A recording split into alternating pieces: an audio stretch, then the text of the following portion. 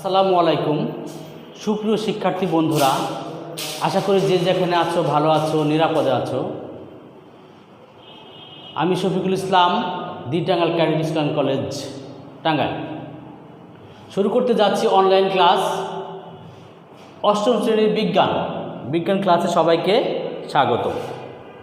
আমি অষ্টম শ্রেণীর সপ্তম অধ্যায় পৃথিবী এবং মহাকর্ষ সম্পর্কে এর আগে একটি ক্লাস নিয়েছি। আমি আবার আরেকটি ক্লাস নিচ্ছি, পার্ট 2 এবং 3 থেকে শুরু করতে যাচ্ছি আজকে। পার্ট 2 এবং 3-এ 2 ও 3-এ আছে, প্রথমে আছে অভিকর্ষ, তারপর আছে অভিকর্ষজ ত্বরণ, তারপর আছে 2, 3 এবং 4-এ আছে ভর ও ওজন, 5-এ আছে ভর ও ওজনের সম্পর্ক। দেখি এই বিষয় নিয়ে আমি আজকে তোমাদেরকে দেখানোর বা শেখানোর চেষ্টা করব। প্রথমেই অভিকর্ষ কাকে বলে? আমরা জানি যে পৃথিবীর যে কোনো দুইটি বস্তুর মধ্যে যে আকর্ষণ তাকে বলা হয় মহাকর্ষ, আর অভিকর্ষ হচ্ছে পৃথিবী এবং পৃথিবীর অন্য যে কোনো বস্তুর মধ্যে যে আকর্ষণ তাকে বলা হয় অভিকর্ষ। আমি আরেকটু ক্লিয়ার করবার জন্য, অভিকর্ষর মধ্যে অবশ্যই পৃথিবী কমন থাকবে। পৃথিবীর সাথে পৃথিবীর মধ্যে যত বস্তু আছে প্রত্যেক বস্তুর আকর্ষণ বল হচ্ছে মহাকর্ষ।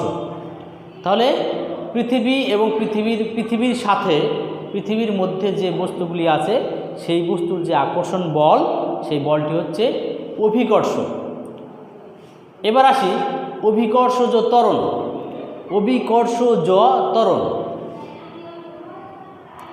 অভিকর্ষ বলের প্রভাবে ভূপৃষ্ঠে মুক্তভাবে পরন্ত কোনো বস্তুর বেগ বৃদ্ধির হারকে অভিকর্ষজ ত্বরণ বলে।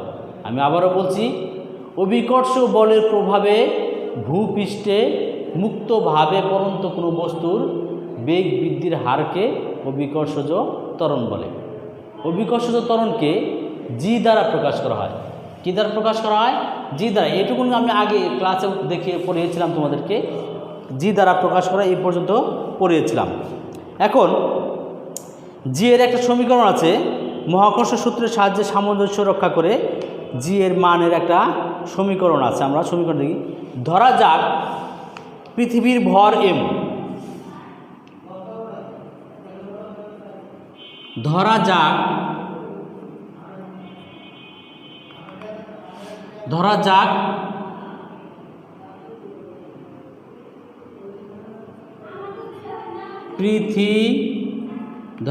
পৃথিবীর ভর সমান ক্যাপিটাল লেটারে আমরা m দিয়ে প্রকাশ করলাম, পৃথিবীর ভর m।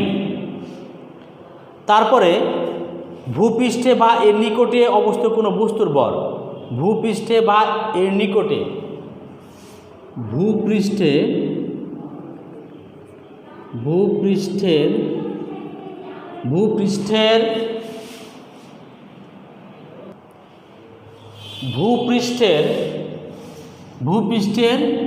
কোনো বস্তুর ভর,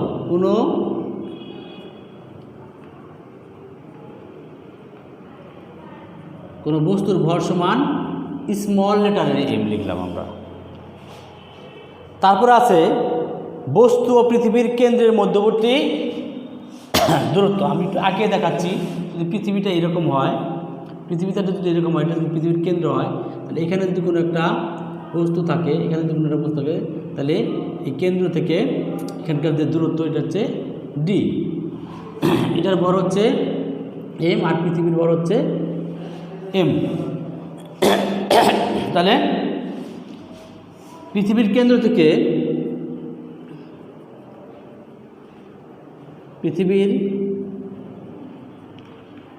থেকে বস্তুর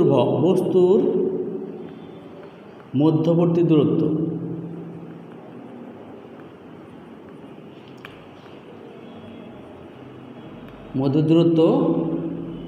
ডি। তাহলে মহাকর্ষ সূত্র আমরা করি,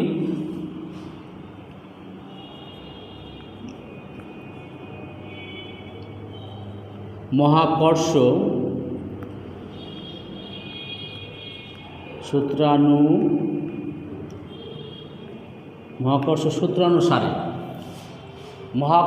সূত্রানুসারে মহাকর্ষ সূত্র অনুসারে অভিকর্ষ বল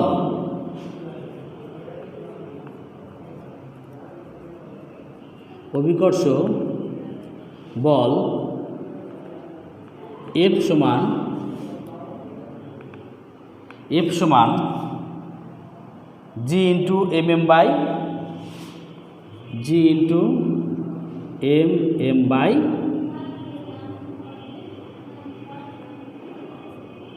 d স্কয়ার। অভিকর্ষ বল F সমান হবে mm বাই, আবার আমরা জানি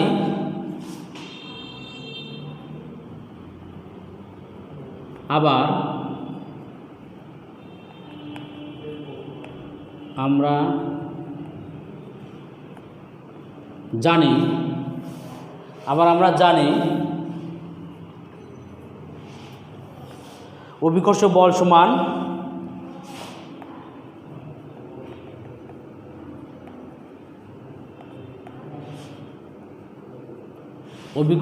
সমান ভর গুণন অভিকর্ষজ ত্বরণ। আমরা জানি কি অভিকর্ষ বল সমান ভর ইন্টু অভিকর্ষ ত্বরণ। এখানে যদি আমরা সুতরাং বল যদি বসাই F সমান mg, 1 নং ও 2 নং হতে পাই, 1 নং ও 2 নং হতে পাই mg সমান g into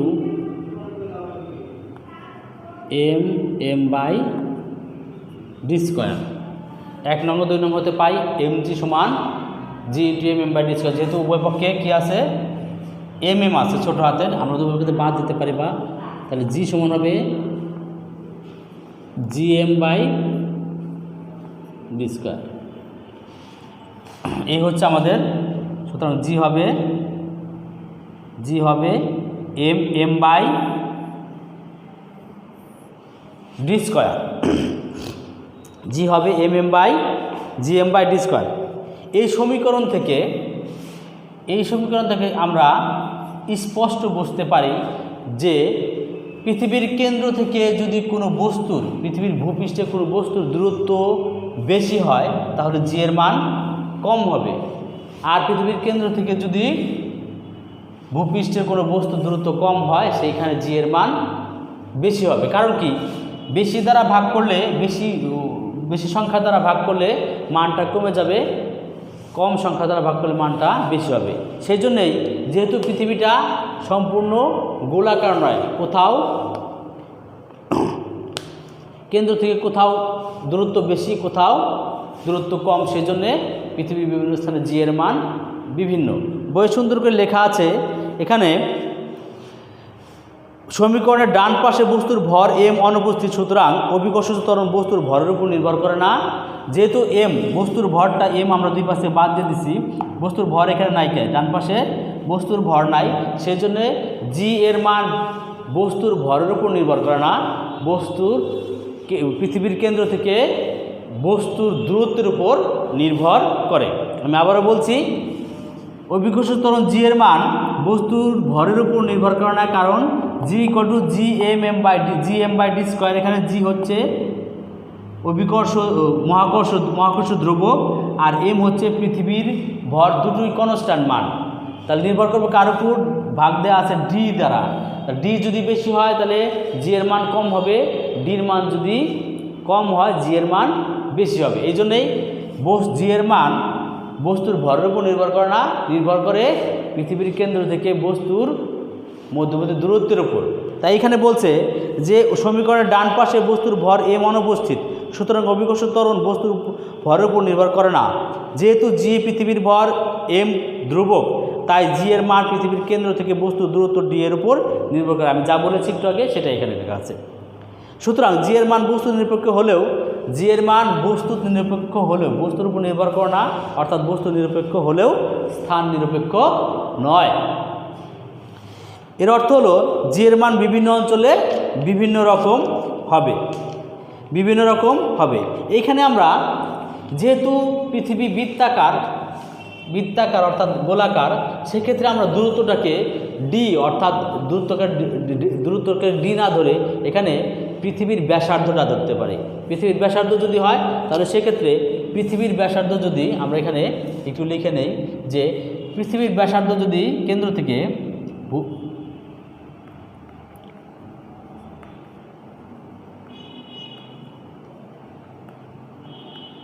পৃথিবীর ব্যাসার্ধ যদি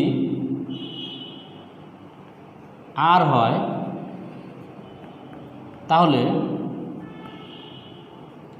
তাহলে জি সমান g m by r square আমরা লিখতে পারি।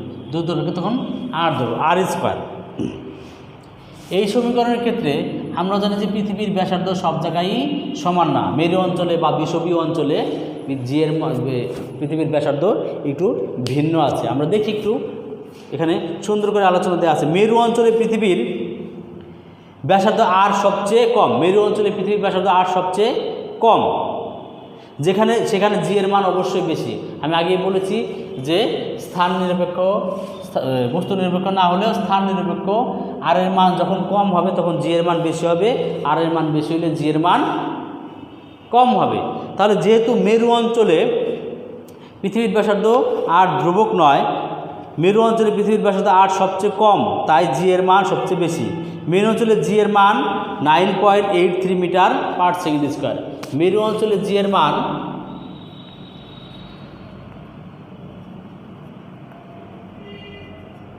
মেরু অঞ্চলে জি এর মান 9.83 metre per second square, metre per second square, metre per second square মেরু অঞ্চলে। কারণ এখানে জি এর মান আর এর মান কম, এই জন্যে জি এর মান বেশি। আবার বিষুব অঞ্চলে আর এর মান সবচেয়ে বেশি, সেখানে বিষুব অঞ্চলে জি এর মান আর এর মান যেহেতু বেশি, বিষুব অঞ্চলে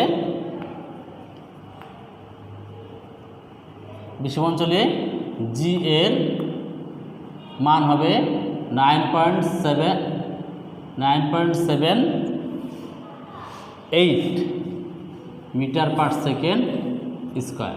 এই হচ্ছে বিভিন্ন স্থানে জি এর মান বিভিন্ন। আশা করি তোমরা এই প্রশ্ন অনেক সময় আসে যে পৃথিবীর বিভিন্ন স্থানে জি এর মান বিভিন্ন কেন, ব্যাখ্যা করো। তাহলে আমরা প্রথমে এখান থেকে শুরু করতে হবে, পৃথিবীর ভর থেকে শুরু করে সমীকরণটা বের করতে হবে। সমীকরণটা বের করে পৃথিবীর ব্যাসার্ধ আর ধরে ব্যাসার্ধ বিভিন্ন স্থানে বিভিন্ন, যেমন মেরু অঞ্চলে পৃথিবীর ব্যাসার্ধ কম, যার কারণে জি এর মান বেশি। বিষুবীয় অঞ্চলে পৃথিবীর ব্যাসার্ধ বেশি, যার কারণে জি এর মান কম। ব্যাখ্যা করে দিলেই হয়ে যাবে। আমরা আগেই বলেছি যে 45 ডিগ্রি অক্ষাংশ যা আছে, 45 অক্ষাংশের সমুদ্র সমতলে জি এর মানকে আদর্শ মান হিসেবে ধরা হয়েছে, যার মান হচ্ছে 9.8 metre per second square, 9.8 metre per second square. এবার আমরা চলে যাচ্ছি ভর এবং ওজন, পার্ট 4-এ আছে ভর এবং ওজন। দেখো আমরা অনেক সময় গুলিয়ে ফেলি, ভর এবং ওজনটাকে আমরা গুলিয়ে ফেলি, ভরকে ওজন, ওজনকে ভর, এখানে বুঝতে চেষ্টা করি না আসলে ভর কি আর ওজন কি সেই সম্পর্কে আমরা এখন একটু জানব। ভর হচ্ছে কোনো বস্তুর ভেতরে মোট পদার্থের পরিমাণ, অর্থাৎ কোনো বস্তুর যে উপাদান দ্বারা তৈরি হয়েছে সেই উপাদানটার পরিমাণ। কোনো পদার্থর মোট পদার্থের পরিমাণ হচ্ছে ভর। আর ওজন হচ্ছে ওই বস্তুটি পৃথিবী তার কেন্দ্রের দিকে কী বলে আকর্ষণ করছে। আমি আবারও বলছি, ভর হচ্ছে কোনো বস্তুর মোট পদার্থের পরিমাণ, আর ওজন হচ্ছে পৃথিবীকে তার কেন্দ্রের দিকে কী বলে আকর্ষণ করছে বস্তুটাকে, সেই আকর্ষণ বল হচ্ছে ওই বস্তুর ওজন। তাহলে আকর্ষণ বল তো আমি আগেই বলেছি যে স্থান ভেদে ভিন্ন, ব্যাসার্ধের উপর ডিপেন্ড করব, এই জন্যেই ভর এবং ওজনের পার্থক্য আছে। এবার এর পার্থক্য যদি আমি বলি তাহলে ভরের একক হচ্ছে কেজি, ভরের একক হচ্ছে কেজি, আর ওজনের একক হচ্ছে নিউটন। আমরা দুইটা তিনটা পার্থক্য পড়বো। ভরের একক হচ্ছে কেজি, ওজনের একক। প্রথম পার্থক্য হচ্ছে সংজ্ঞায় কি বলবো আমরা? সংজ্ঞায় বলবো হচ্ছে ভর হচ্ছে কোনো বস্তুর মোট পদার্থের পরিমাণ, আর ওজন হচ্ছে বস্তু পৃথিবীর কেন্দ্রের দিকে ওই বস্তুর আকর্ষণ বল। তারপর দ্বিতীয় পার্থক্য আমরা পড়তে পারি যে ভরের একক হচ্ছে ভরের একক হচ্ছে কিলোগ্রাম, আর ওজনের একক হচ্ছে নিউটন। তারপর আমরা বলতে পারি যে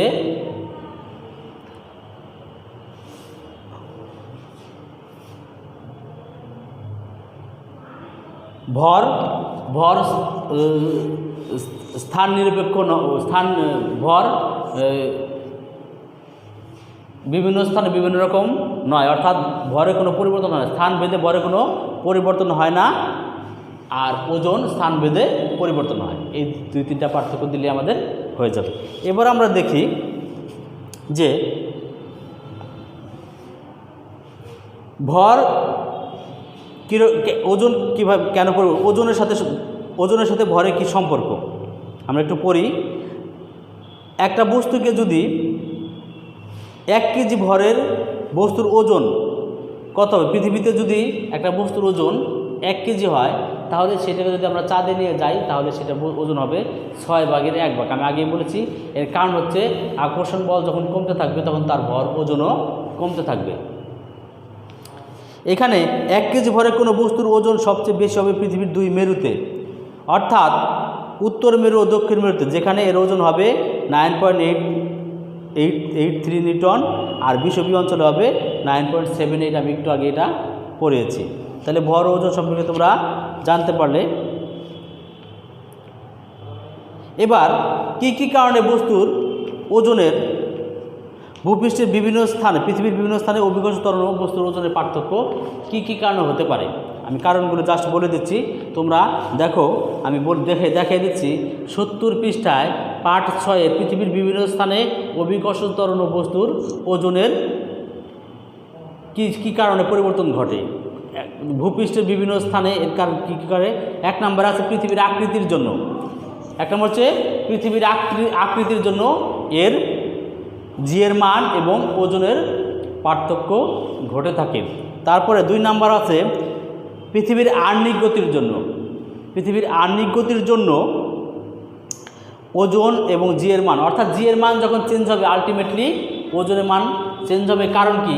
আমরা জানি যে জি ইকুয়াল টু GMM/,